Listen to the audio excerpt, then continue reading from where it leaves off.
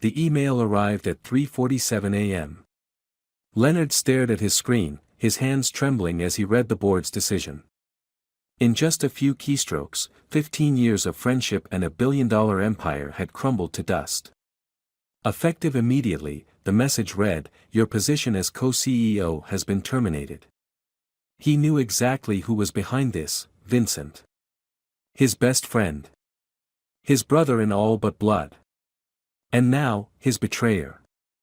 The signs had been there for months, but Leonard had chosen to ignore them. The quiet meetings Vincent held without him, the new offshore accounts, the subtle changes in company structure that seemed innocuous at first glance. But now, sitting in his home office with Manhattan's glittering skyline as his only witness, the full scope of Vincent's betrayal became crystal clear. Leonard reached for the bourbon bottle he kept in his desk drawer, a gift from Vincent on their company's 10th anniversary. The irony wasn't lost on him. As he poured a glass, his phone buzzed with a text message. It was Vincent. "I'm sorry it had to end this way. Business is business. Business is business." The words echoed in Leonard's mind as he recalled their journey together. They'd started in a tiny office in Brooklyn, two ambitious kids fresh out of Wharton with nothing but dreams and maxed-out credit cards. Their first big break came when they spotted a market inefficiency in emerging market bonds that everyone else had overlooked. That discovery led to their first $1 million. Then $10 million. Then $1 billion.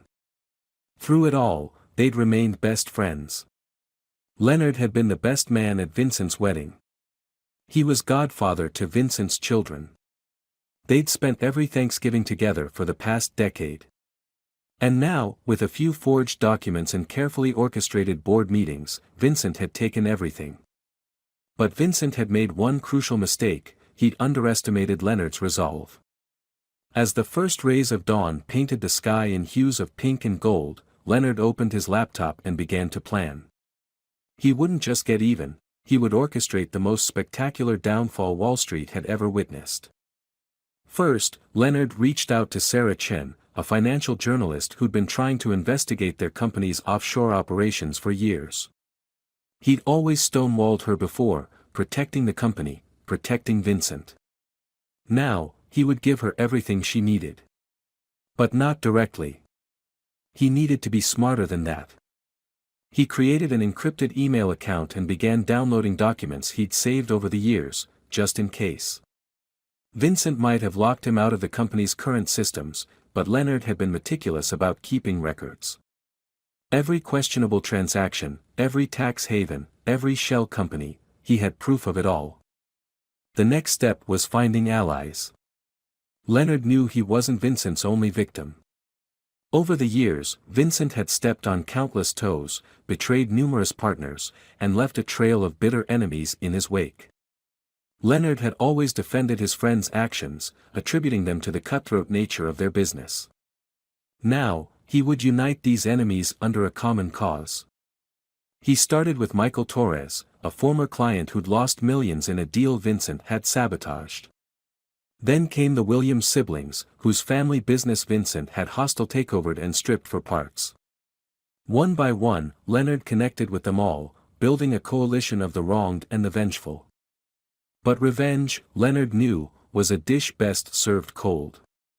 He spent months meticulously building his case, gathering evidence, and positioning his pieces. All while Vincent celebrated his victory, throwing lavish parties in his Hamptons mansion and giving interviews about his solo vision for the company's future. The first strike came 6 months later, when Sarah Chen's exposé hit the front page of the Wall Street Journal. The article detailed years of tax evasion, market manipulation, and fraud. Vincent's PR team scrambled to contain the damage, but they couldn't stop what came next. The SEC launched an investigation. The FBI followed suit. Former employees, emboldened by the media attention, began coming forward with their own stories of misconduct. The company's stock price plummeted. Still, Vincent held on. He'd always been a fighter, and he had enough friends in high places to weather the storm. Or so he thought. That's when Leonard launched the second phase of his plan. The class action lawsuit hit like a tsunami. Led by the Williams siblings and backed by dozens of other wronged investors, it threatened to drain not just the company's coffers but Vincent's personal fortune as well. The board members who had so eagerly supported Vincent's coup began to distance themselves. Clients pulled their investments. Partners canceled contracts. The empire Vincent had stolen began to crumble around him. Leonard watched it all from afar, having invested his remaining assets in a new venture that was already showing promise. He'd learned his lessons well: no partners this time, no shared control, no misplaced trust. The end came faster than anyone expected. 1 year to the day after that 3:47 a.m. email, Vincent was forced to resign. The company was placed under external administration, its assets frozen pending multiple investigations. That evening, Leonard's doorman called up to announce an unexpected visitor. Vincent stood in his lobby, looking nothing like the confident titan of industry he'd been a year ago. His designer suit was wrinkled, his eyes haunted. Leonard instructed the doorman to send him up. As Vincent entered his apartment, Leonard couldn't help but notice how small his former friend looked against the backdrop of the city lights. "You did this," Vincent said, his voice barely a whisper. "All of it." Leonard poured 2 glasses of bourbon, the last of that anniversary bottle. "No, Vincent. You did this. I just made sure everyone saw who you really are." Vincent collapsed into a chair, his hands shaking as he reached for the drink. "I could have given you back your share. We could have worked something out. Why did you have to destroy everything?" "Because some things, once broken, can't be fixed," Leonard replied. "You didn't just steal my company, Vincent. You betrayed my trust. You threw away 15 years of friendship for money. And that's something I couldn't let stand." They sat in silence for a long moment, 2 former friends contemplating the ruins of their shared dreams. Finally, Vincent spoke again, his voice thick with emotion. "What happens now?" Leonard walked to the window, looking out at the city that had witnessed their rise and fall. Now you get to experience what I felt that night. The knowledge that everything you built, everything you achieved, is gone. The understanding that you can't trust anyone, not really. The realization that in this world, loyalty is rarer than gold." Vincent finished his drink and stood to leave. At the door, he paused. "Was it worth it? Destroying both our lives just to get even?" Leonard didn't turn around. "I didn't destroy both our lives, Vincent. I rebuilt mine. You're the one who has to start over." After Vincent left, Leonard remained at the window for hours, watching the city lights flicker like stars. He thought about trust, betrayal, and the true cost of revenge. The company he'd helped build was in ruins, yes, but from its ashes, he'd discovered something more valuable than billions: the knowledge that he was stronger than he'd ever imagined. The next morning, Leonard woke up to dozens of missed calls and messages. The news had broken overnight: Vincent had been arrested on charges of fraud, tax evasion, and money laundering. The evidence was overwhelming, much of it coming from sources Leonard had never even known about. It seemed his revenge had sparked a chain reaction, encouraging others to come forward with their own evidence of Vincent's misdeeds. As he watched the news coverage of Vincent being led away in handcuffs, Leonard felt no joy, no satisfaction, only a profound sense of closure. He opened his laptop and began working on his new venture's business plan.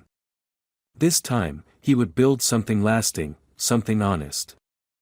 Years later, when asked about the infamous Wall Street betrayal that had captivated the nation, Leonard would only say this: "Success isn't about how much money you make or how powerful you become.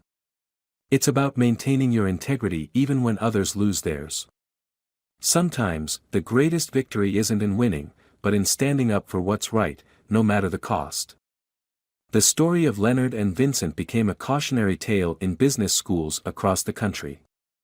Guest lecturers would use it to illustrate the importance of business ethics and the dangers of betraying trust. Some praised Leonard's methodical takedown of a corrupt system, while others questioned whether his revenge had gone too far. But for Leonard, the moral of the story was simple: in a world driven by profit and power, true character reveals itself not in success, but in how one handles betrayal.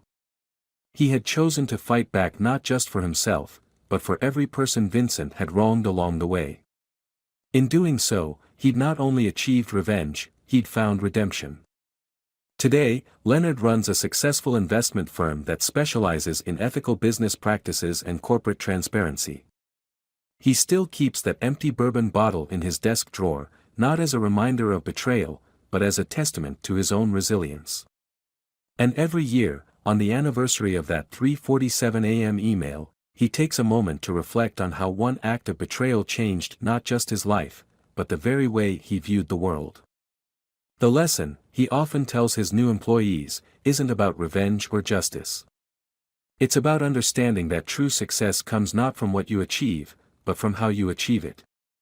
In the end, Vincent's greatest punishment wasn't the loss of his fortune or his freedom, it was the knowledge that he had sacrificed something priceless for something as common as money.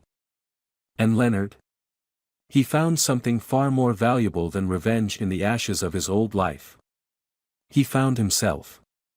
The media frenzy that followed Vincent's arrest revealed depths of corruption that even Leonard hadn't suspected. Journalists uncovered a web of illegal activities spanning 3 continents, involving shell companies, money laundering operations, and connections to questionable international entities. What had started as a personal vendetta had unexpectedly exposed one of the largest financial fraud schemes in recent history. Among the revelations was the discovery that Vincent had been systematically targeting vulnerable companies for hostile takeovers, using insider information and market manipulation to force them into bankruptcy before acquiring their assets at fire sale prices. The Williams siblings' family business had been just one of many casualties in his ruthless expansion strategy. The investigation also revealed something that shook Leonard to his core: Vincent's betrayal had been planned for years. Email records showed that Vincent had begun positioning himself for the takeover as early as their 5th year in business together. All those late-night strategy sessions, family dinners, and shared celebrations had been part of an elaborate facade. Perhaps the most disturbing discovery was the extent of Vincent's network of compromised individuals within regulatory bodies. He had systematically bought influence through a combination of bribes, blackmail, and strategic favors. This revelation led to a broader investigation into regulatory capture in the financial sector, resulting in multiple high-profile resignations and a complete overhaul of oversight procedures. The human cost of Vincent's schemes became increasingly apparent as more victims came forward. Small investors who had lost their life savings. Employees who had been pressured into silence about illegal practices. Families who had lost their businesses to Vincent's predatory tactics. Their stories painted a picture of a man who had long ago lost any moral compass in his pursuit of wealth and power. Leonard found himself drawn into the role of advocate for financial reform. His experience and the methodical way he had exposed Vincent's crimes made him a valuable resource for prosecutors and regulators. He testified before congressional committees, consulted on new financial regulations, and became a vocal proponent for increased transparency in corporate governance. This new chapter in his life brought unexpected allies. Among them was Claire Martinez, a former SEC investigator who had tried to investigate Vincent years ago but had been stymied by his political connections. She had resigned in frustration, but now worked as a corporate governance consultant. Their shared commitment to reform led to a close partnership, both professional and personal. The aftermath of Vincent's downfall also brought soul-searching within the financial industry. Many who had admired Vincent's apparent success were forced to confront uncomfortable questions about their own ethical compromises. Leonard's new firm became a model for how financial institutions could be both profitable and ethical, proving that success didn't require moral bankruptcy. Vincent's trial became a media sensation, not just for the scale of his crimes but for the dramatic testimony of those he had wronged. Leonard's testimony was particularly compelling, as he detailed not just the financial fraud but the calculated betrayal of trust that had enabled it. The courtroom fell silent as he described the moment he received that 3:47 a.m. email, his voice steady but filled with quiet intensity. The jury took less than 6 hours to return a guilty verdict on all counts. Vincent was sentenced to 25 years in federal prison and ordered to pay billions in restitution. As he was led away from the courtroom, he looked old and broken, nothing like the confident titan who had once dominated Wall Street. In the years that followed, Leonard's new investment firm grew to become one of the most respected in the industry, known for its innovative approach to ethical investing and corporate responsibility. He implemented strict transparency policies and established an independent ethics board with real power to oversee operations. The firm's success proved that ethical business practices could coexist with profitability. The experience changed Leonard in profound ways.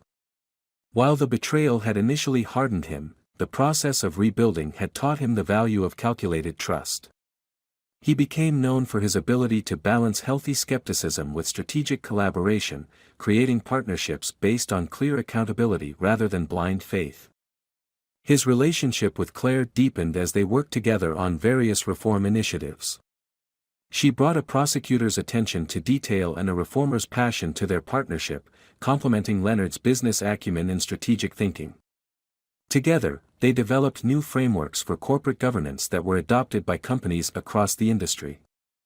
The story of Vincent's betrayal and downfall became required reading in business ethics courses, but Leonard made sure the lessons went beyond simple morality tales.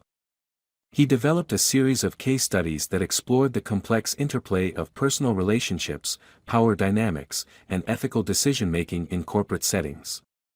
Students were challenged to consider not just what had happened, but how similar situations could be prevented through better governance structures and cultural changes.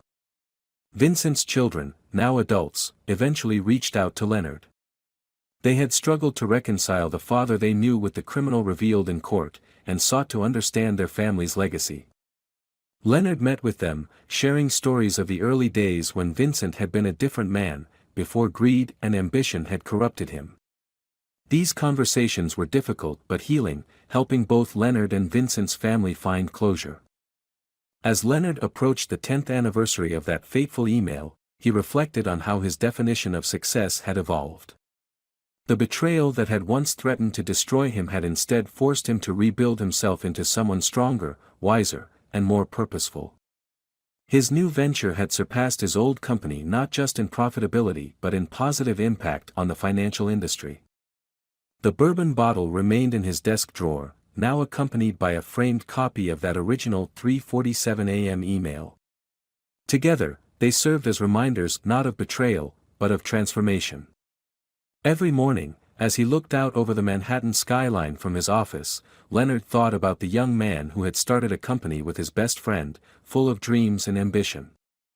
That man was gone, replaced by someone who understood that true legacy isn't measured in dollars but in impact. The financial world had changed in the wake of Vincent's downfall, but not as much as Leonard had hoped.